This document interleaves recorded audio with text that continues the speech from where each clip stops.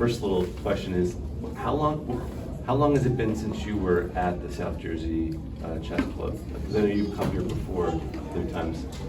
Yeah, last time I came here was actually maybe around like 6-7 months ago. 6-7 months. Okay. They have these rapid tournaments. I think it was like Super Bowl. I think I played in one of those like Super Bowl rapid tournaments. Yeah. So like when you, because I would say like whatever your age, you know, you've lived a lot, right, in a relatively short number of years, and when you come each time, does it feel like, can you feel yourself? Do you feel like different on your journey each time you come down here? Yeah, definitely. This is one of the places I still remember the day I still have in my room. One place on my wall. I have this plaque awarded by the South Jersey Chess Club for becoming the youngest national master. Very cool. It's been like 5 years since then. 5 years. Every time I come back, I get reminded of those wonderful memories. Yeah, that's fantastic. Because I picture like for you, you travel so much, you know, like Europe, all around the world, and you know, this might be one of those places that like is it's, you know, English Town's a little bit north, but it's still kind of like a little bit like home ground, if that makes sense. Definitely. Yeah, that's cool. That's really cool. Do you? I was thinking about all of our younger kids here. Do you remember when you first saw a chessboard? Well, frankly, my dad taught me the game of chess he taught me the rules at the age of 2.5. I started playing tournaments at the age of 5, but okay, 2.5 realistically is a bit too early for me to remember. Yeah. One of my first memories is winning my first tournament. Okay. It was also here in New Jersey. Oh, okay. I think it was like some Central Jersey, some tournament. I got 3.5 out of 4, and I won the tournament. I got this big trophy. That's great. Was it bigger than you, the trophy? Kind of? Not maybe? exactly. Yeah. Hi, Mr. Mishra. Nice to meet you. Nice to meet I'm you. Justin. So at that young age, I'm picturing like later, you know, I think the movie they might make, you know, of your journey, like that there'd be like this moment when like 2.5-year-old you, and you see the board for the first time, and it's like everything goes into slow motion, you know, and you're like, what's that, you know? But when do you remember though, like in terms of your own progress, and you talk about it a bit in the book, like where it just something clicked for you, where you knew you wanted to be as good as you could be with chess.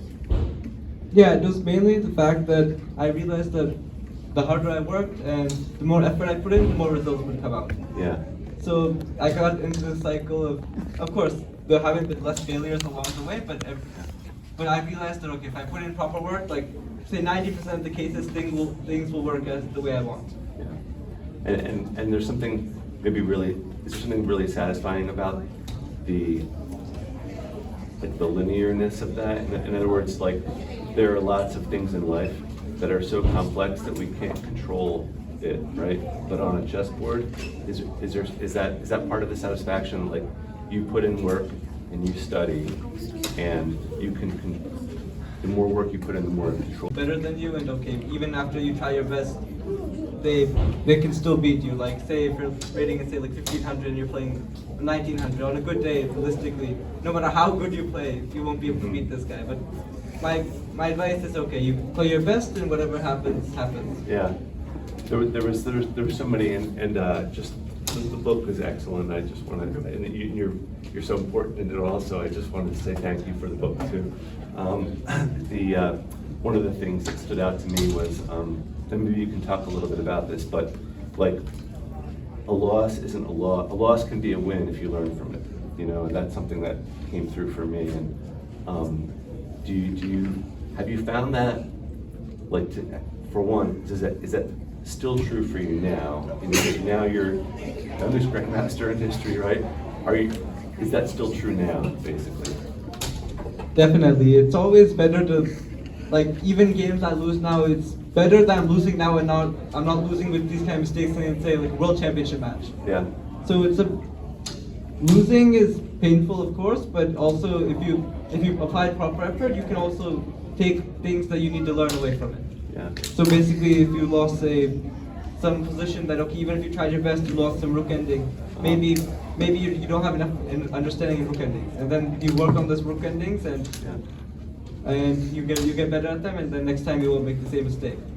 For example, this happened in one of my early tournaments. Like, this is more of a physical problem. Like, at the age of 5, you guys have all heard of Amateur East, right? This is like this amazing team tournament that's hosted here in the United States, New Jersey. It has a very, very long time control. I think it's like 2 hours for 40 moves, and then like another hour. Okay. It was like very, very You long. feel physically exhausting. Very Yeah, busy, yeah. and there's like 2 games a day as well. Yeah. So I played in this tournament first when I was 5 years old, and I remember that I was up by a pawn against some, let's say, like middle-aged person, and they realized, okay, this 5-year-old cannot stay up so long. He then moved for a full hour, and I had to resign that game. Yeah. And of course, I was feeling very bad because it's like, it was very unfortunate that, okay, if I was physically stronger, I could have won this game. Yeah. So, Yeah. me, my parents, we came up with a solution that I can start sleeping in afternoons. So like between the games, I used to take naps. Next year I played the same tournament, and this time the game went till like 3 a.m. and it was a very equal game, but towards the end he made a mistake, and I managed to be a very strong player at like 3 a.m. in the morning. Yeah.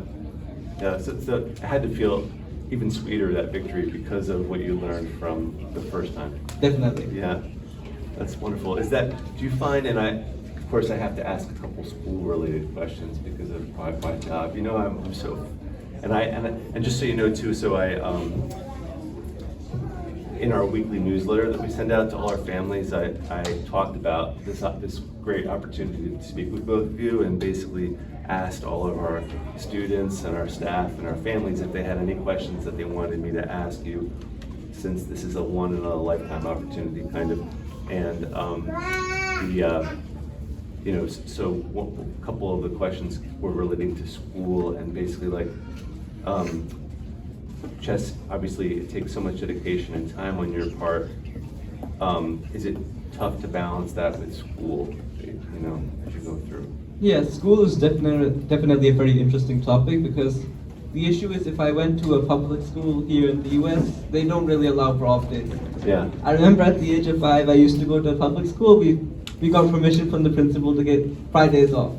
So I used to have tournaments every weekend, so I used to prepare on Fridays. Friday mornings, I used to go a bit late.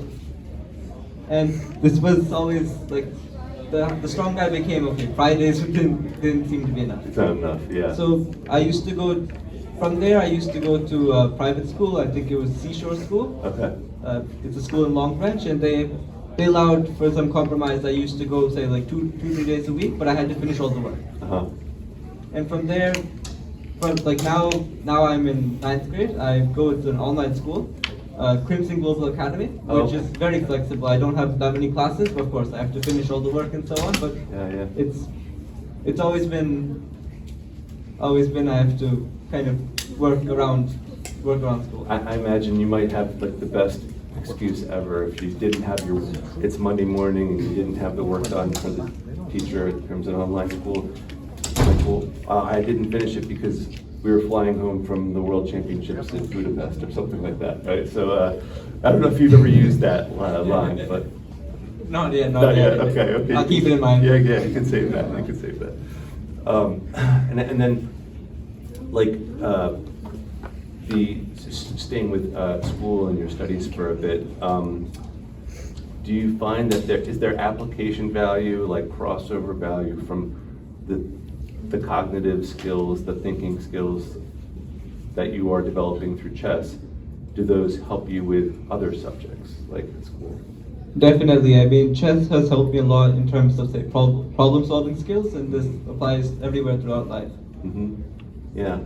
And then how about, like, do you anticipate, like, after high school, let's say, because you're in 9th grade, do you think about college at all, or is it too hard to look that far ahead into the future? Because you could be, this is a full-time, I mean, I have to imagine every day you must spend, how many hours do you think you spend a day on chess? Let's say 8 to 10 hours a day. Yeah, so that's a full-time job, that's it, right? Do you have to kind of, do you have a plan in mind about what the future could look like, or? Well, as of now, okay, I'm planning to go to college as such, but it's a bit too far from now. Like, okay, Yeah. it depends how rapidly my chess takes off. Yeah, yeah. It's just possibilities seem endless. You know, I imagine it's very exciting as a father to see all of this. And we had a few of our questions that came back. We're actually thinking about the family as a whole and as a parent, like, because it is such a family journey. It really feels like, and that shines through in the book. Do you, like, are you surprised when you look sitting here now, like, if you let yourself look back over the years that have passed and all that's been accomplished, did you know where it was going to go when you started, you know, fostering his love of chess, or did you have any idea where it could go at that time? I definitely had the idea, but I was not sure how long will it take to reach to that level. Yeah. And by the age of 5, he started playing tournament and things started moving.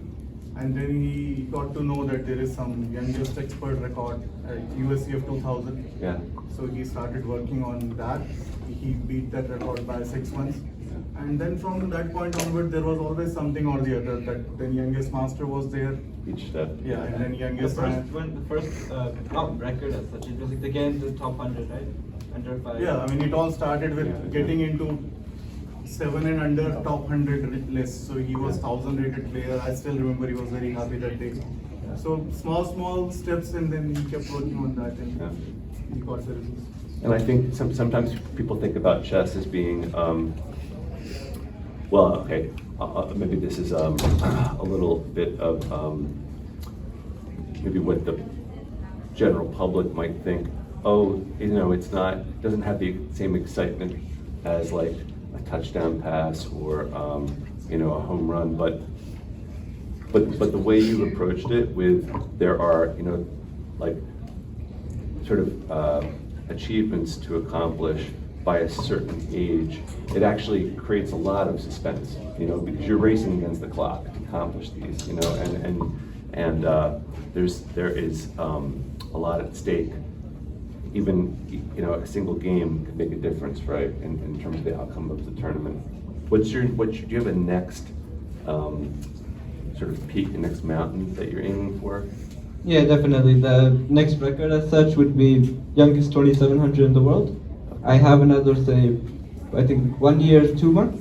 Yes, 1 year. 1 year, 2 months to break it. It's held by Wei as of now. Okay.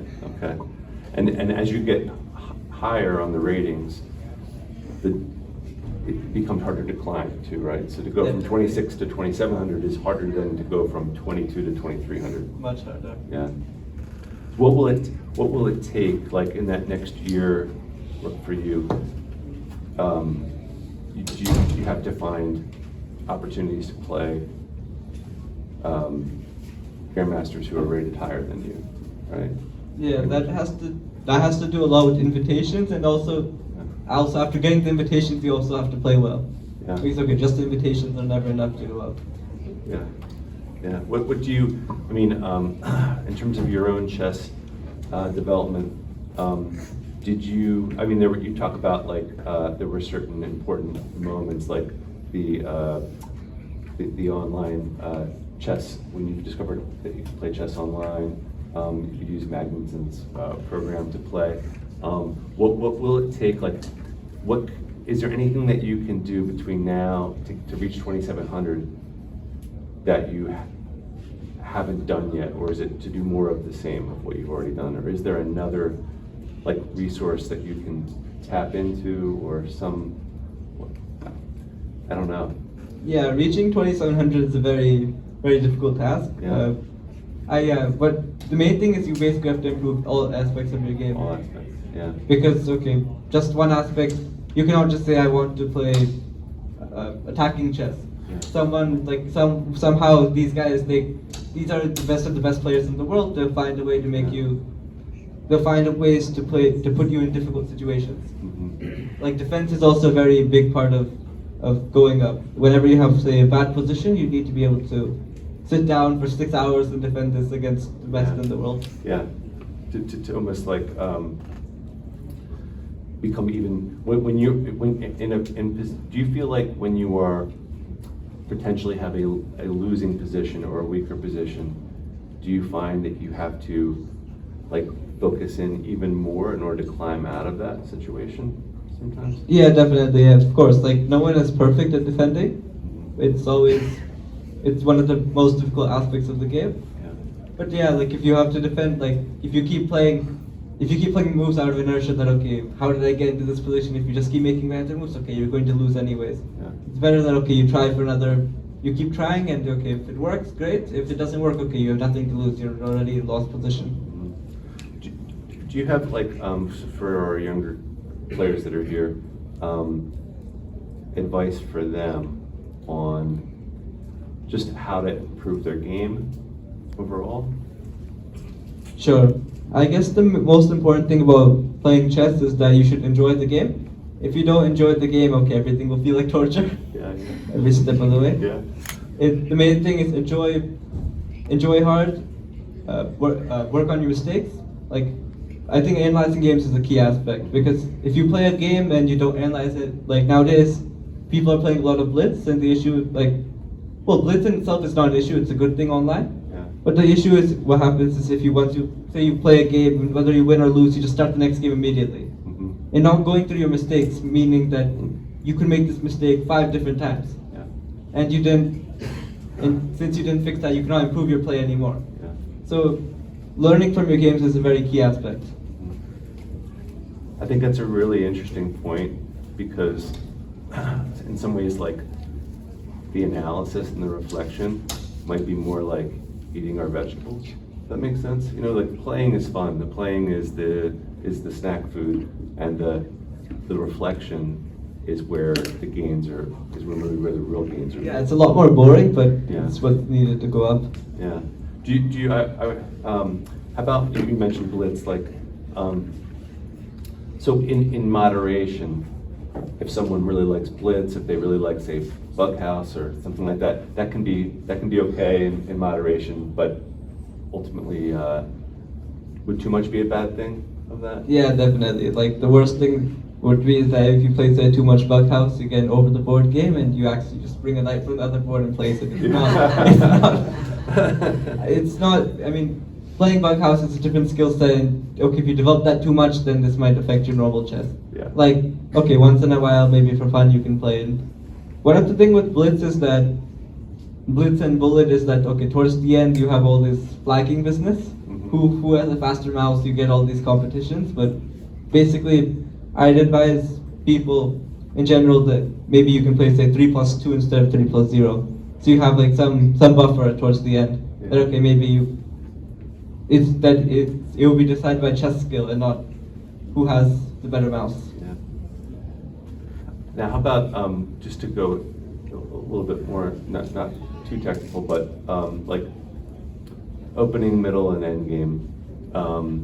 Do you consider yourself stronger in any one of those areas, or do you? I mean, you're working all the time on all three, but or is that even, because it's not?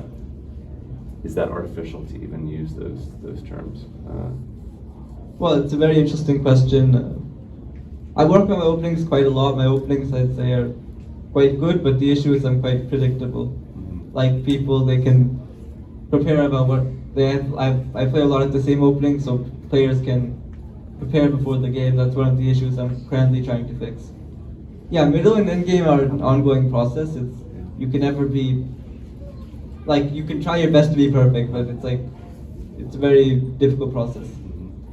When it comes to that predictability, and so there could be somewhere in the world right now there are people sitting down studying your play, potentially, right?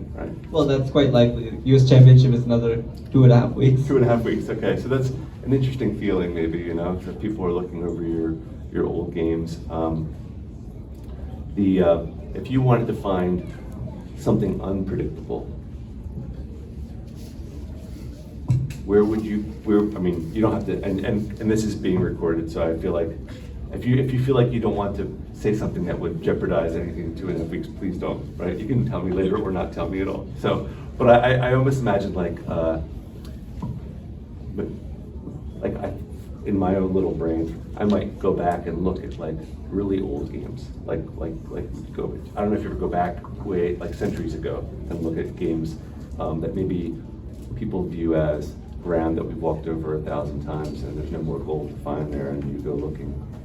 I don't know, something that people have overlooked. Yeah, like old games in general, like old world championship games and so on, these are actually quite useful to learn from. Like even if the games aren't of the highest quality, there's always a lot of interesting positions in all these games. You can always learn from them. Yeah. And it's very amazing to look at how the best of the best worked back then, because back then they didn't have engines. Yeah. They had to follow. If say Bobby Fischer made a mistake back then, he couldn't just turn on the engine and figure out where the mistake was. He had to sit at the board for the 2 weeks and figure out he had to calculate everything over the board. And even then, it's not 100% certain. Yeah. Has that affected that difference, which is partly a technological difference? So chess players today have access to technology, kind of like can borrow technological brains, let's just say, that weren't available decades ago. Any thoughts on, does that mean that potentially chess, that the thinking processes of today's chess players, are they different in a way from the past? Yeah, definitely. Because since the rise of engines, all these positions that would have been considered, say, like drawn back then, maybe like nowadays with table bases and so on, they can be proved as a forced win. Okay. And also positions which may seem to be lost. Nowadays, a lot more defensive resources are being uncovered. Mm-hmm. So nowadays, okay, people have a lot more knowledge about, say, end games and so on. Mm-hmm. Is it difficult as you take so much joy in chess, and I'm glad you mentioned to everybody here too, they had to enjoy it. It's like, it seems like basic truth, but could be lost somewhere, right? And that's actually not an uncommon theme in life, is that something that someone enjoys when they first start doing it, eventually if that passion of theirs becomes their life, it feels more and more like work, right? And to keep the joy in the work, are there things that you do or find you need to do in a planned, conscious kind of way to continually find the joy in the work, or is it just happen on its own? Well, yeah, the joy. Okay, sometimes I play this like online stuff. Okay, it makes you feel a bit better. It's a bit of fun. Yeah. But the joy is mainly in the results. Yeah. Like if things aren't working, online, whatever happens. But if you work for say like 3 months and then you go to an overboard tournament and things don't go out well, and this process keeps happening, it's not very enjoyable. Yeah. Yeah. The joys in the results, like that. How about I'm going to switch gears for a second, but what else do you, like in your free time, or I don't imagine you have too much, but like what else gives you joy? What else in your time? Yeah, I like playing a couple video games. Not that much, of course. Like say maybe like 15-20 minutes a day, not too much. Talking about friends, these kind of things. That's good. And your family seems so important. It has to be a source of strength to have like your support team, basically, right? And because there are times when I love the story when you were talking about when you were much younger and you were playing against an adult man who was like twice your size, let's say, and you were physically, you were, nervous being with him, but you had your dad's voice in your head, and you had, different things that gave you confidence and strength. How, as a family, does it, as his success grows, is it harder to keep all of it balanced? I mean, like in terms of the time that he's put more time in, and are there are there things you learned as a father, let's say, for the parents here, that would, like in terms of finding that balance between supporting your son, all the other responsibilities in life, just anything you'd want to share? Definitely, it's a continuous process. So on a daily basis, something or the other, as parent, I am also learning. Now I have a younger daughter coming up, so we are trying to make use of that information on working on her chess skills. Okay. Because Yeah. he played a lot of tournaments. The way we approached his chess was completely different, where he used to play every Saturday, Sunday. And sometimes Thursday too, yeah, some league nights. So the idea was that the smaller goals were not there to begin with. Let's get the Dabrowski Endgame book, which is considered to be a very complicated book. Mm-hmm. We started doing that at the age of 7, 8, and then there was a lot of struggle because he was not there at that level. Yeah. So, and in that process, I learned that we should go in an incremental way. Basically, we should keep having smaller goals, Yeah. and as we keep getting that, it gives the confidence to the kid and to the parent also. Yeah. That helps. But if we keep going, and the fun part is also another thing. So, Yeah. I mean, I can give one more example. At the age of 5, 6, I took him to Hamilton Chess Club, which is, again, the time control was, they run the tournament with a very weird time control. It's like Nobody 80 in US. It's like 80 minutes for 40 moves. In, and like, in Hamilton, the chess club there? Yes. yeah, it's like every 15 minutes. Sorry, not every 15 minutes. Every 15 moves Every you- 15 moves you get half an hour. It doesn't matter. Indefinitely. So it could And be I like, think it's the so only- the game could go on for 80 years, basically. Well, perhaps. Yeah. So when he started playing there, the idea was that he should think more, and then he was mainly playing against very old players. So that was a different kind of experience, and then some different work. But everything you do, there is always something negative comes out, and he played there for 6 months, and then he was not able to play game 40. And that affected him in a longer run. Wow. Because so then we had to consciously work on that part to start playing shorter Yeah. times. Just have to thank you both again. Like, there's so many fascinating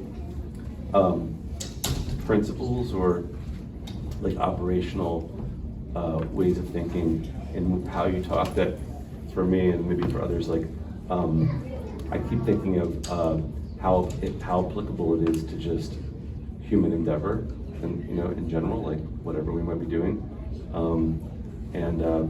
You said basically like breaking something large and multifaceted, breaking it down into parts, and basically addressing, we're going to work on this part, we're going to work on this part, and not only is that leading to your success, but it sounds like it also kept you from feeling overwhelmed.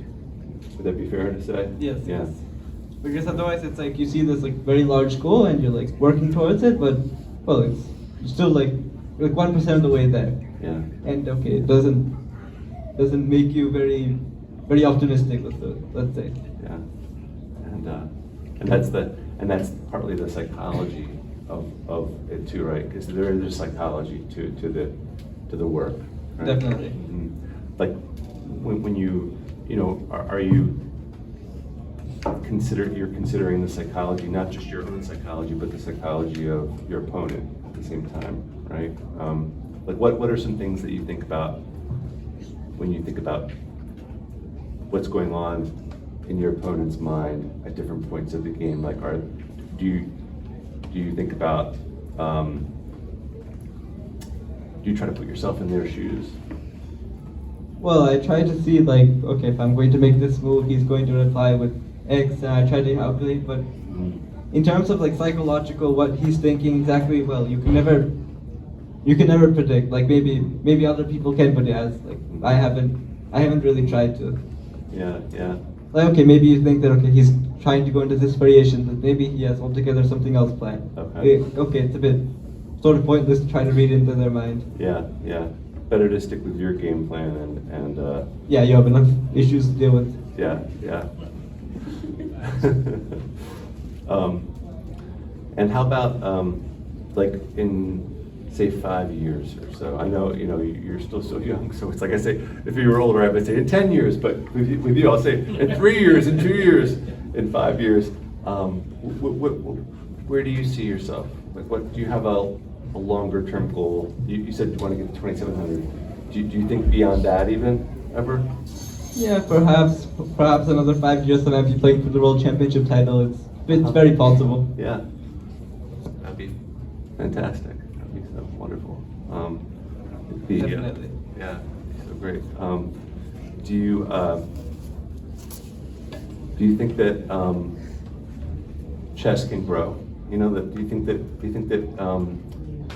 it could become where people would watch, like in 5 years, maybe that people would watch it the way that they watch the World Cup or in soccer or something like that? Could it get like that? Yeah, it's quite possible. Now I think, okay, since like Queen's Gambit chess has been on the rise, Yeah, yeah. more people are coming to this amazing game. That's a great point. What's your do you like the Queen's Gambit? Well, I haven't watched it.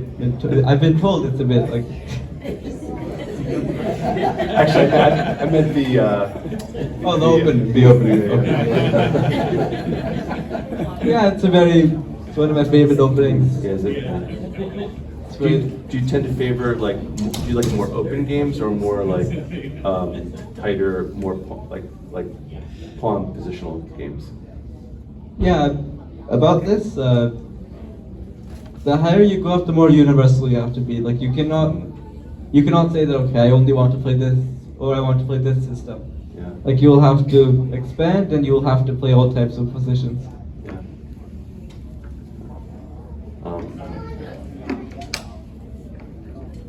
On books versus online chess programs, should people use them both together in combination, or like books feature prominently in your book?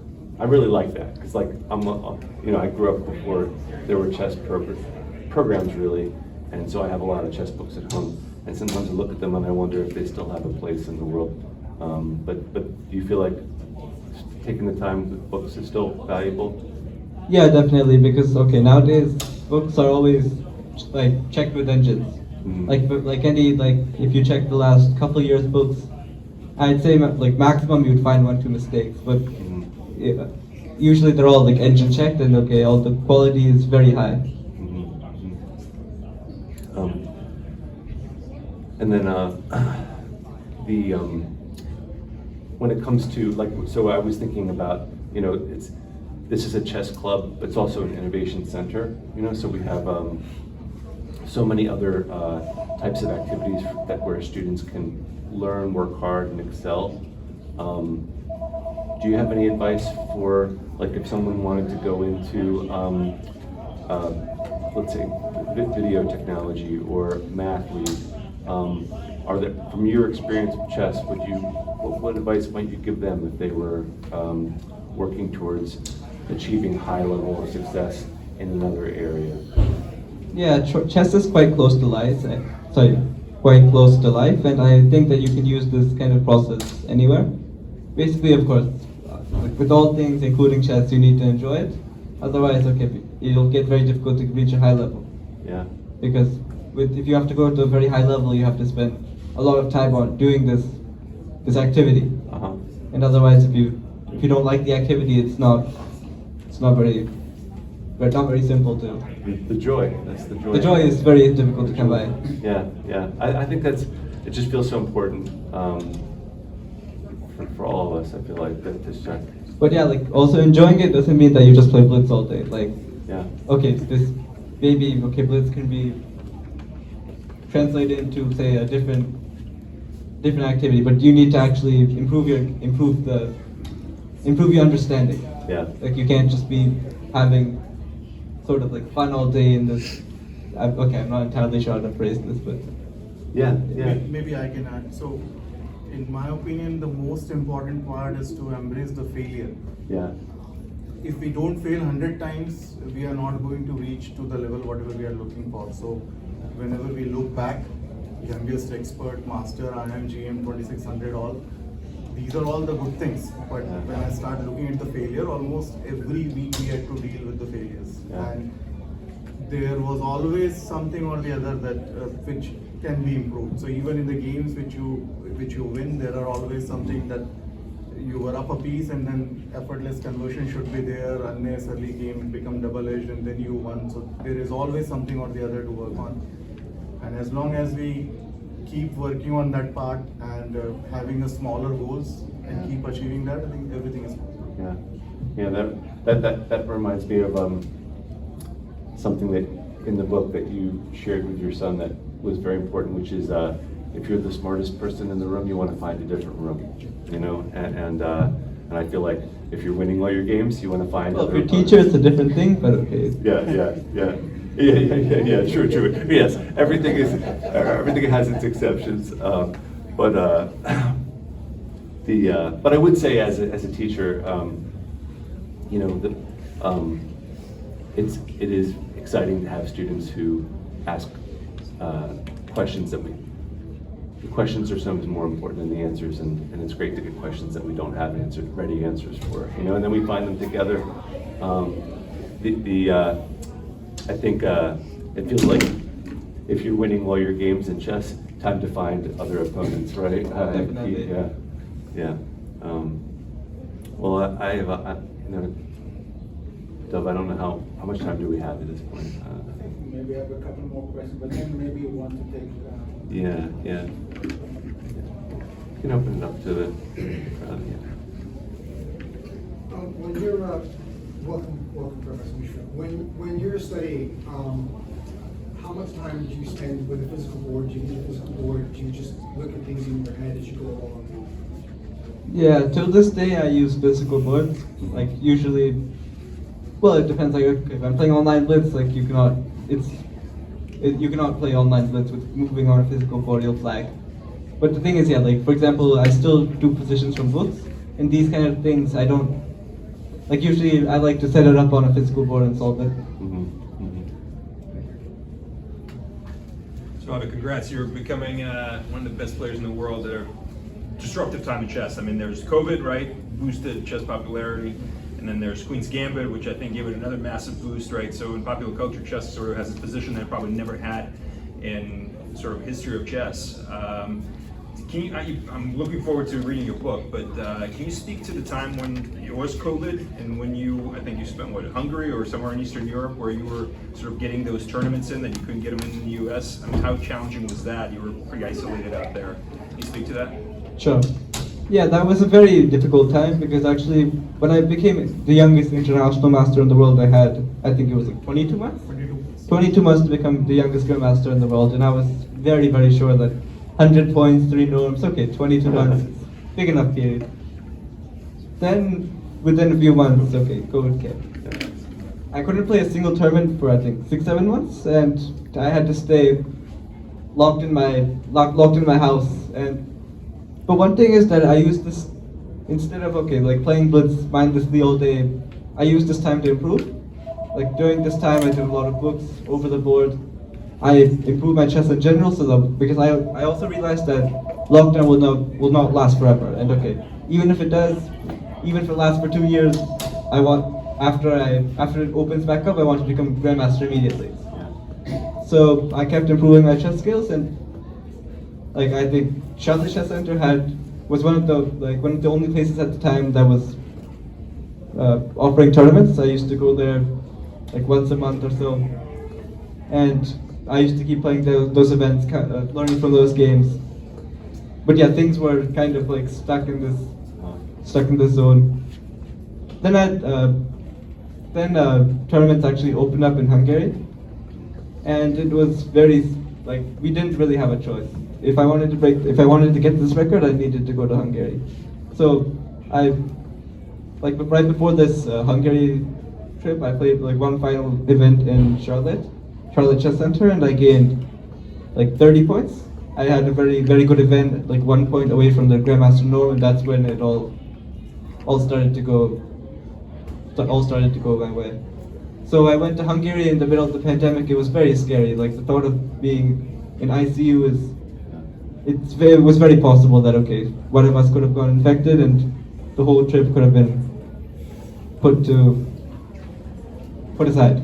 Yeah. And it was we took a lot of precautions. I was wearing, I think, a double mask, face shield, and so on. And yeah, luckily nothing really happened. And Hungary also wasn't that simple. Like the first event, I was, I think, 1 point away from the Grandmaster norm. That was a bit disappointing. Then okay, I wasn't able to get the norm. But then like two tournaments in a row, I got 2 norms, like 7 out of 9 and 8 out of 9. Then for another like 7-8 tournaments, I think maybe even more, more than like 7-8 tournaments, I kept trying to get the final norm. I kept missing by half point, 1 point, but the good thing was that my initial rating when I went to Hungary was like 2408, so each time, even though I was missing norm, even though I was coming very close to it, my rating would always keep going up.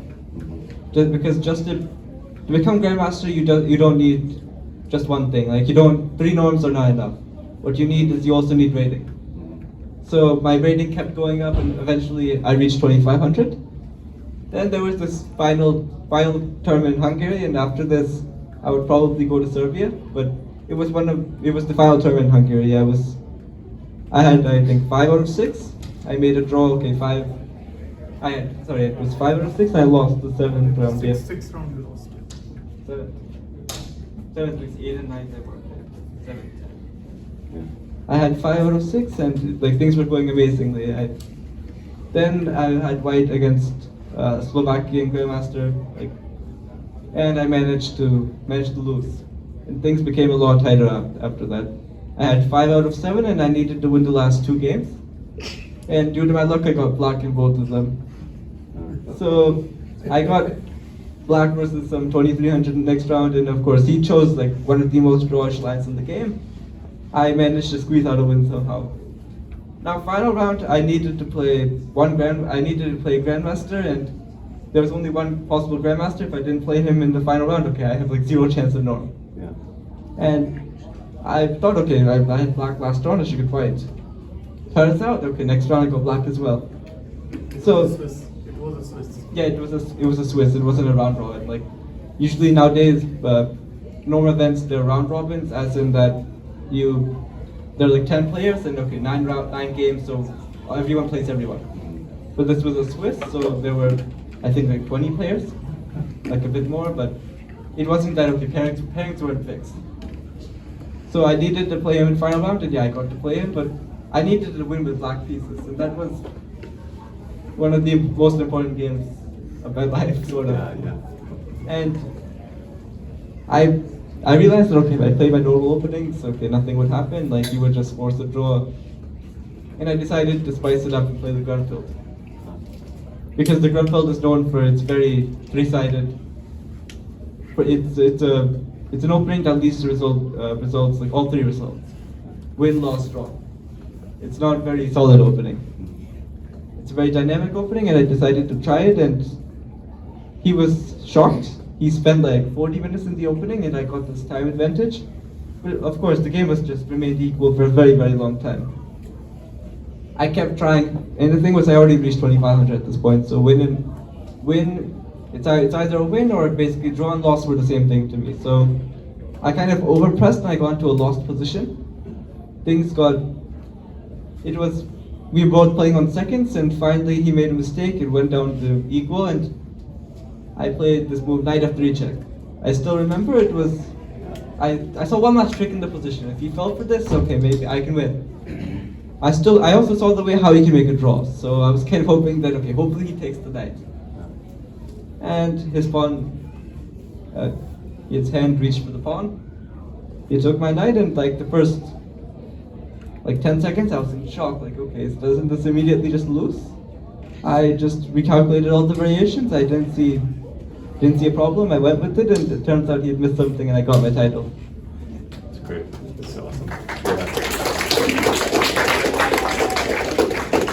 Maybe I can add some more stuff, non-chess aspect regarding his question. So one bigger issue there was, first of all, there were not that many super chess tournaments in US. So here, even if you play really good in open tournaments, there is always a possibility that even though you win 8 out of 8, it's possible that one of the super chess requirement you don't meet for whatever reason. One of the opponent, you have to play 5 different players from 5 different federations and all that. So that's why it's more difficult to get norms here. And because of COVID, nothing was going on at that time. Charlotte Chess Center was conducting one tournament every 2 months, 3 months. So I still remember those drives. Overnight I used to drive for those tournaments, and it was all there. But then, and nowhere in the world there were tournaments. So Hungary was the first one where they started conducting those events. And there was so much uncertainty, even in Hungary also, because when we reached there, one prior tournament, it's possible that you play 8 rounds, you win 8 out of 8. And then the 9th round, if somebody gets infected, the whole tournament was getting cancelled. And that happened. Just when we landed, one tournament, the prior tournament was cancelled because because out of 10 players, they are from 5 different countries. There is always a risk. There was always a risk. So that risk was always there. So unless we get to the final round and get all the requirements cleared out, there was so much uncertainty. And even just to book the ticket going there, we were not sure whether we will reach there. There were a lot of criteria. We went with a one-way ticket, and we were there for about 77 days non-stop. He played 70 games in that period. And it was like a military mission where double mask and then taking bath 3 times and no contact with the outside world whatsoever. And things worked out with God's grace.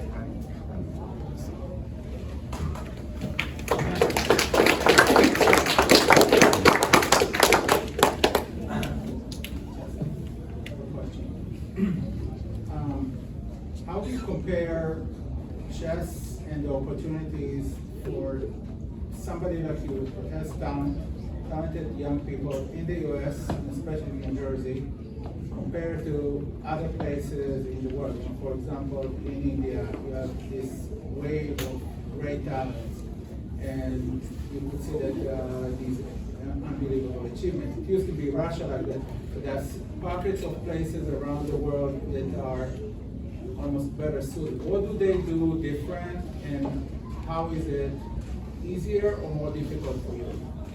Yeah, maybe my dad could answer this question. This is.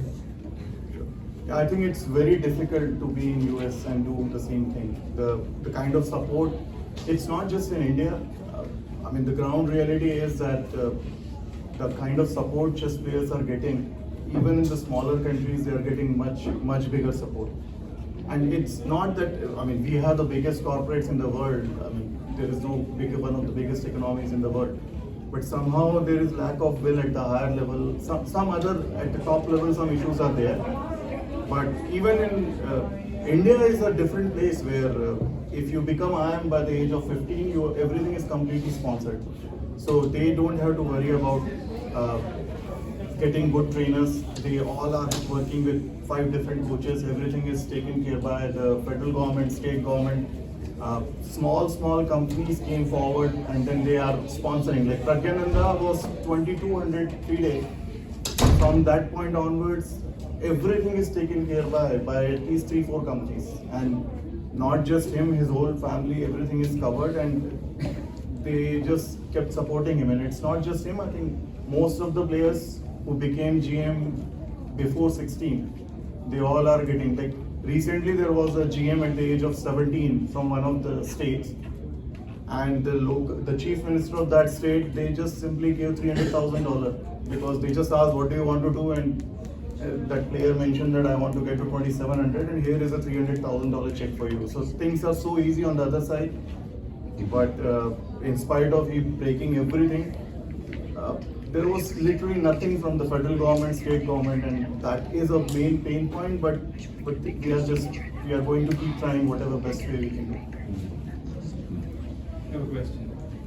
This is for you, Dad. Were you a pro chess player? And if you were or were not, how did you help him get to this? And how did that impact you socially, financially, career-wise? You know, what were some of the hard decisions you had to make?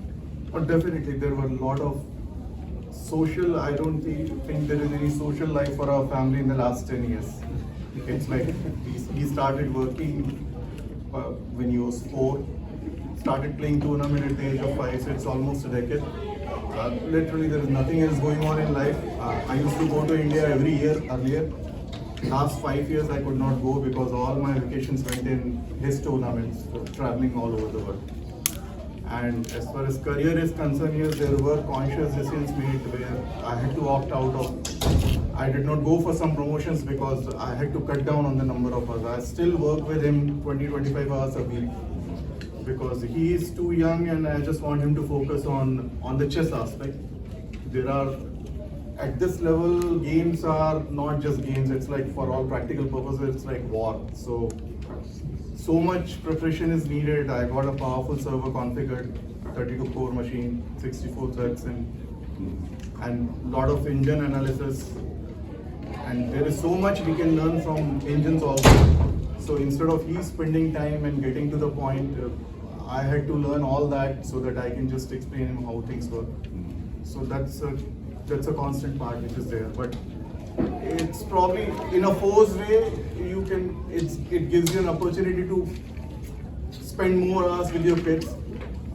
The countless drives, 150 miles, 200 miles, 600 miles, that extra time you spend with your kid, that will remain there. I mean, that's the most important thing. Thank you. I have a question. So I heard you say earlier that you spend like 8 to 10 hours a day, maybe even more.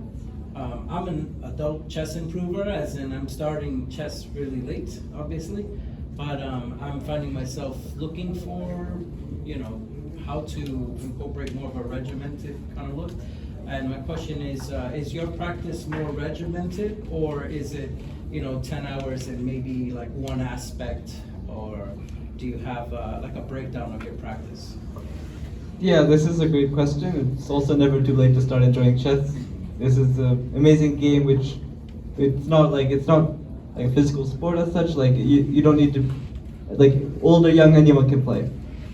So, but the thing with my day is, okay, I don't usually spend like 10 hours working on openings. Like there's days where this has happened, but it's not too often.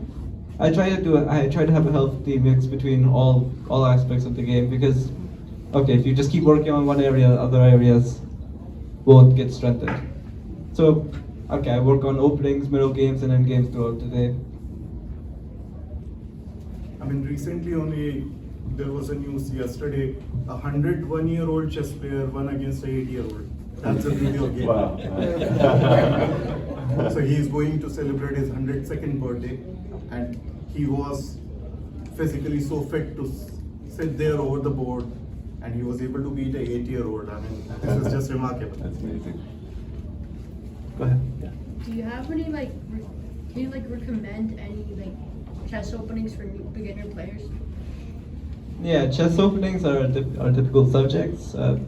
I'd suggest, okay, at the start you should try to keep things simple, because most of the games in chess are not won by opening preparation. There's cases where this has happened, but okay, it's very minor case. I'd suggest perhaps you say one e4 is relatively easy to learn. Okay, you see a couple systems. Basically, what you should, if your level is not too high, okay, maybe 5-10 moves, you should just have a general idea of what you're doing, and that should be about it. You don't really need to go, okay, on 22nd move, this is my theoretical novelty. It's a bit too early for that.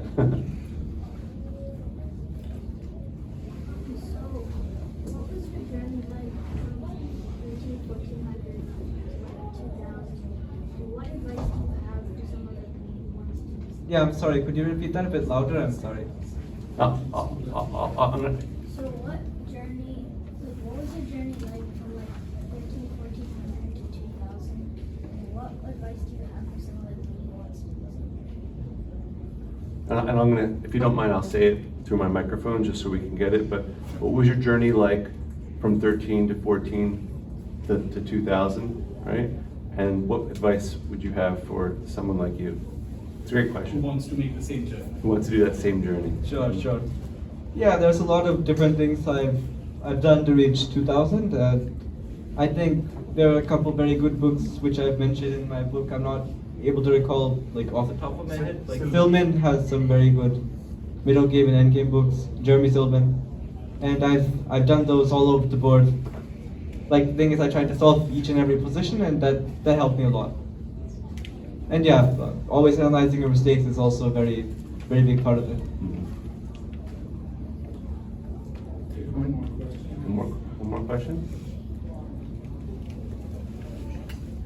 Oh, there's two hands.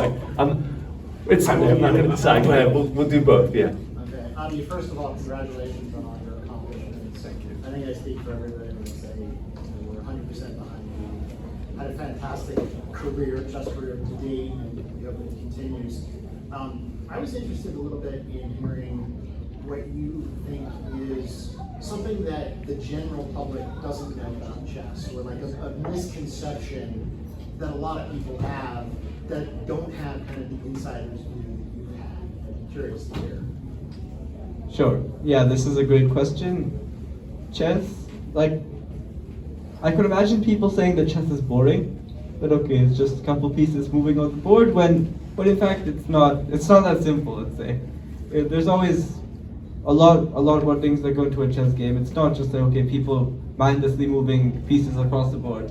Like hours and hours of planning goes into this game, and it's a warlike situation. It's not just a couple of horses moving across the board. Yeah. Which makes me think that if in order to popularize chess more, which gets back to your question, Dov, it would almost need commentators talking while the game's happening to sort of unpack that. That's been happening at the top level. Like, Yeah. for example, nowadays there's like chess.com has like top events, right? Usually you will always find, for example, like nowadays even with streaming, like nowadays you go online with just a couple clicks, you can see Hikaru Nakamura's stream and give his thoughts about the game that he's playing against another Grandmaster. Yeah, Like these kind of things are amazing. yeah, it's great. You finally understand how much work and everything has gone into his play. Yeah. In other words, it's not boring, right? Definitely. Yeah. And we had one more question there in the back too. I didn't. Oh, I for a fairly simple question, Abhi, but do you have one or two favorite players from, maybe currently and maybe from the past that you sort of mentor yourself after, or were mentors for you, where you try to follow? Sure. Magnus Carlsen and Bobby Fischer are the two of my favorite players. The way how like Magnus, okay, even though he's not world champion due to his personal thing that he doesn't like the system and so on. Even nowadays we realize that he's the strongest player in the world. The way he's been dominating the chess scene for the last say like 10-15 years has been amazing.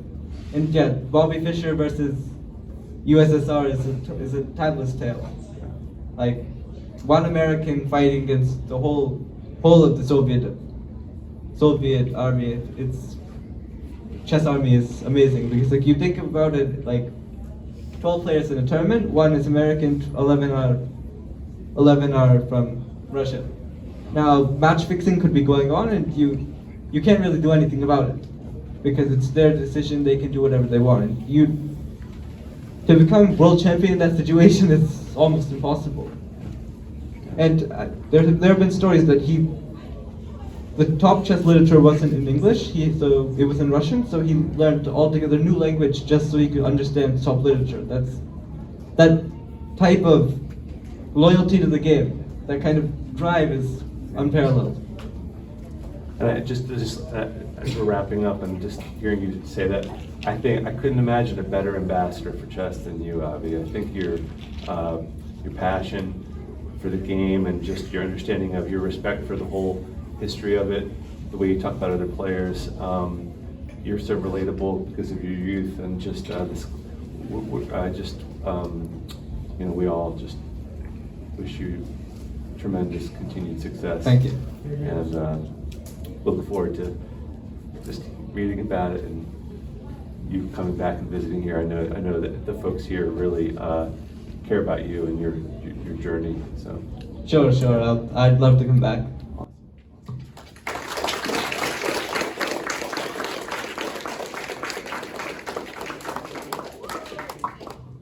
Thank you, Abhi and Dr. Smith and Imant.